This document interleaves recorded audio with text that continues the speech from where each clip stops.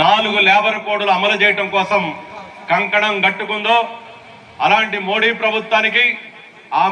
ప్రభుత్వానికి సామంతుల్లాగా ఉన్నటువంటి ఈ రాష్ట్ర చంద్రబాబు నాయుడు ప్రభుత్వానికి తగినటువంటి పద్ధతుల్లో బుద్ధి చెప్పేదాని కోసం మొత్తం భారత కార్మిక వర్గం సిద్ధంగా ఉంది.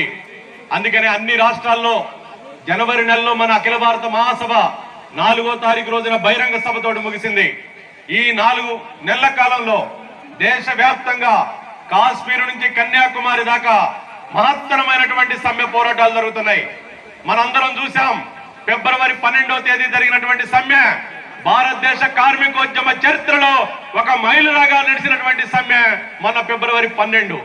కార్మిక వర్గం పోరాడుతుంటే కార్మిక వర్గంతో పాటు మేము కూడా మీకు తోడుగా ఉంటామని రైతులు, వ్యవసాయ కార్మికులు, విద్యార్థులు, యువజన సంఘాలు, మేధావులు అందరూ కూడా భారత కార్మిక వర్గానికి బాసటగా ఆ సమ్మెలో పాల్గొనడం అనేది స్వాతంత్రోద్యమం తర్వాత ఒక మహత్తరమైనటువంటి పోరాటంగా ఫిబ్రవరి 12 జరిగింది.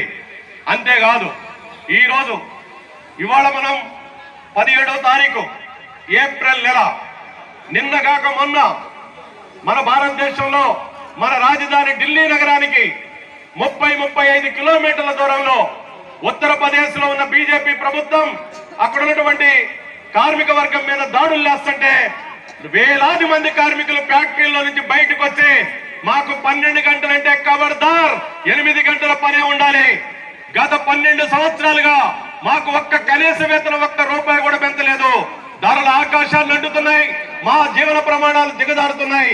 ఈ నేపథ్యంలో మేము కార్ఖానాల్లో బానిసల్లాగా పనిచేయమని మేము తిరుగుబాటు చేస్తామని స్పాంటేనియస్ గా సమ్మె పోరాటాలు నిర్వహిస్తున్నటువంటి నేపథ్యంలో మన మహాసభ జరుగుతుంది. ఆ పోరాటాల్లో కార్మిక వర్గాన్ని అణచడం కోసం, కార్మిక వర్గాన్ని నిర్బంధించడం కోసం ఎక్కడ చూసినా కూడా పోలీసు వ్యాన్లు, జీబులు, అరెస్టులు జరుగుతుంటే అలాంటి పోరాట రణక్షేత్రానికి మన అఖిల భారత ప్రధాన కార్యదర్శి కామ్రేడ్ యలమారం కరీము, అలాగనే మన అఖిల భారత అధ్యక్షుడు సుదీప్ రెడ్డి కార్మిక వర్గానికి అండగా ఉంటాం.